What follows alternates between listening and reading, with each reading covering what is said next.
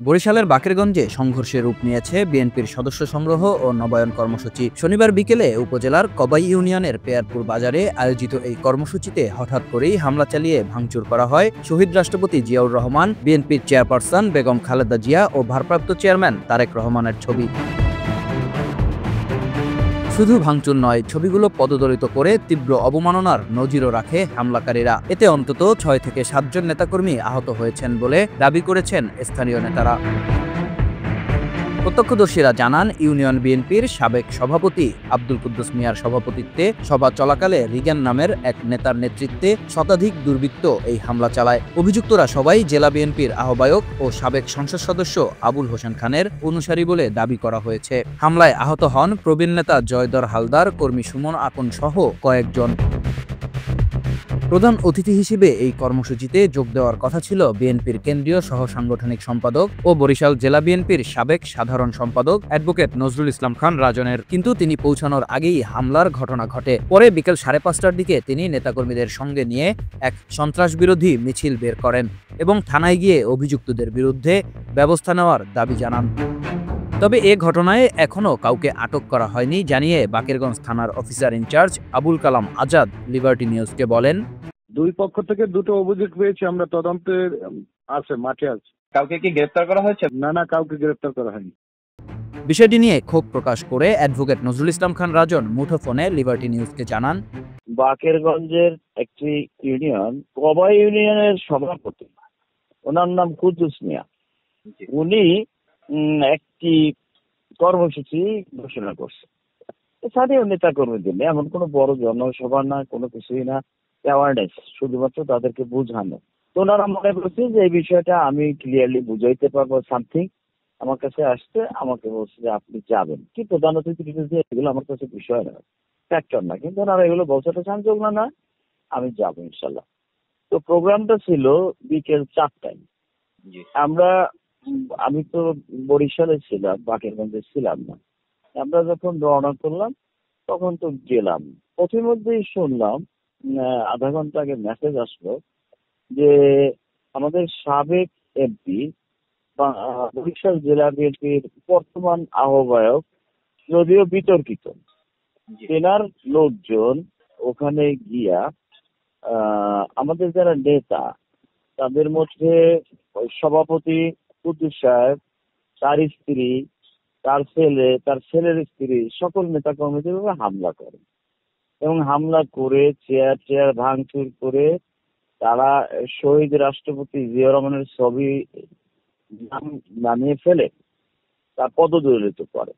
সেই ম্যাচটিও ম্যাডাম খালেদা জিয়া, যিনি আমাদের শ্রদ্ধেয় নেত্রী, এখন উনি জাতীয় ঐক্যের প্রতীক, উনার ছবিও একইভাবে তারা ফেলে দেয়, মাটিতে ছিঁড়ে ফেলে, পদদলিত করে। একইভাবে বাংলাদেশ জাতীয়তাবাদী দলের বর্তমান ভারপ্রাপ্ত চেয়ারম্যান জনাব তারেক রহমান, উনার ছবি ফেলে দিয়ে একইভাবে ছিঁড়ে ফেলে, পদদলিত, এবং অন্যান্য যেগুলো পোস্টার, লিফলেট স্থানীয়ভাবে যাদের কাজ সব ভেঙে চুরমার। এখন এই তথ্যটা আমরা জানতে পেরে আমরা স্থানে যাই, স্থান পরিদর্শন করি এবং আমরা বুঝতে পারি যে এটা একটা সন্ত্রাস। এখন আমাদের পার্টির ভারপ্রাপ্ত চেয়ারম্যানের নির্দেশ আছে, বলা আছে, জাতি জানে, উনি বলছেন যে কোন রকম সন্ত্রাস, চাঁদাবাজি এবং জনগণের স্বার্থের পরিপন্থী কোন কাজ যদি বিএনপির কোন নেতা কর্মী করে, তাহলে তাকে ধরে পুলিশে সোপর্দ করার জন্য ওনার নির্দেশ আছে। দল থেকে তো বহিষ্কার করা অবশ্যই, দলীয় পানিশমেন্ট আছে। জনগণের প্রতিও রিকোয়েস্ট করছেন তিনি যে বাংলাদেশ জাতীয়তাবাদী দলে এই ধরনের সন্ত্রাসী লোক থাকতে পারবে না।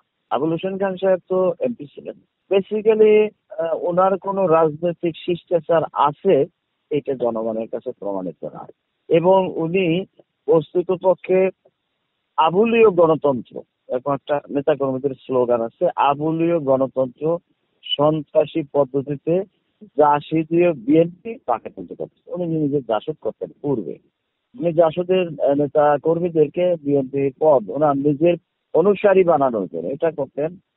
এবং বিএনপির যারা প্রকৃত নেতা কর্মী, আমাদের অধ্যক্ষ মোহাম্মদ ইউনূস খান সাহেব এবং শহীদ রাষ্ট্রপতি জিয়া রহমানের আমল থেকে যারা প্রকৃত বিএনপির ত্যাগী পরীক্ষিত যোগ্য নেতা কর্মী, তাদের উনি পদবঞ্চিতই শুধু না, অপমান, অপদস্থ, বহিষ্কার ইত্যাদি জায়গায় উনি চলে গেছেন। এখানে অনেক সন্ত্রাসী নাম আসবে, যেমন জুয়েল চেয়ারম্যান নামে একটা বিতর্কিত ছেলে আছে, এমনি অনেক আছে যারা পরিকল্পনা করে এই কাজটি করে। এবং শুধু তাই না, ওখানে সমস্ত বিএনপি নেতা কর্মীকে মারধর এবং যারা এই অ্যাওয়ারনেস প্রোগ্রামে নেতৃত্ব দিতে গেছে তাদের উপরেও তাদের অ্যাটাকের সিদ্ধান্ত ছিল। এটা খুবই দুঃখজনক, এটা আশ্চর্যজনক, এটা মানুষের হৃদয়ে খুবই নাড়া দিয়েছে। আমরা ওখানে গিয়ে আমরা নেতা কর্মীদের সাথে কথাবার্তা বলে তাদেরকে যতটুকু সম্ভব বুঝানো, অ্যাওয়ারনেস প্রোগ্রামটা আমরা টুকটাক করে, অবস্থা খুবই খারাপ ছিল। আমরা ওখান থেকে বাকেরগঞ্জ থানার ইন্সপেক্টর যিনি আছেন ওনার কাছে গিয়ে সমস্ত ঘটনাগুলো ব্যাখ্যা করলাম এবং আমরা আবেদন করলাম, অনুরোধ করলাম যে আপনি হচ্ছেন আইন শৃঙ্খলা রক্ষার দায়িত্বে নিয়োজিত আছেন, আপনাকে আইন শৃঙ্খলা রক্ষা করার দায়িত্ব আপনার, আমাদের না। তো উনি এরকম দায়িত্বপূর্ণ জায়গা থেকে দল ওনাকে এমপি বানিয়েছেন, এরকম জায়গা থেকে এইরকম দলীয় শৃঙ্খলা পরিস্থিতি কাজ, এটা খুবই অপরাধ। এবং এটার জন্য দলের chairman madam Khaleda Zia chairperson, ভারপ্রাপ্ত চেয়ারম্যান, মহাসচিব বরাবরে আমরা মৌখিক যতটুকু সম্ভব আমরা তাদেরকে জানিয়েছি।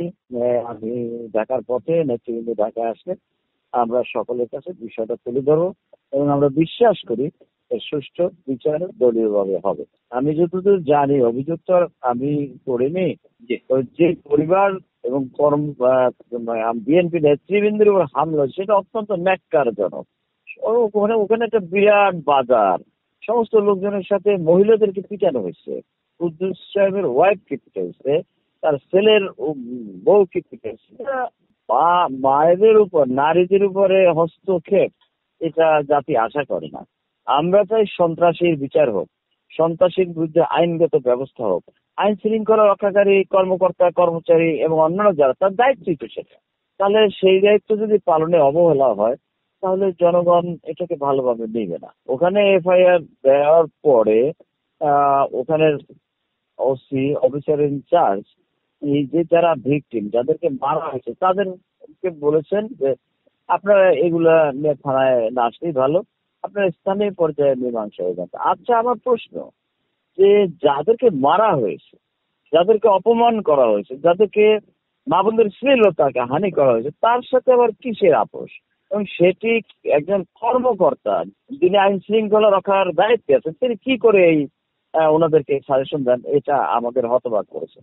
তারপরে আমরা বলবো আমরা সুষ্ঠু বিচার চাই, সুষ্ঠু তদন্ত চাই এবং দলের প্রতি আমাদের আবেদন আছে, অনুরোধ আছে, আমরা দলীয়ভাবে সেটা করব। তবে নিজ বলয়ের নেতাকর্মীদের দিকে অভিযোগের আঙ্গুলে উঠলেও জেলা বিএনপির আহ্বায়ক আবুল হোসেন খান এ বিষয়ে কোনো মন্তব্য করতে রাজি হননি। ঘটনাটি স্থানীয় রাজনীতির উত্তেজনায় নতুন মাত্রা যোগ করেছে। প্রশ্ন উঠেছে, বাকেরগঞ্জে বিএনপির এই অভ্যন্তরীণ কোন্দল কি স্থানীয় পর্যায়ে দলটির ঐক্যকে আরও ভাঙনমুখী করবে?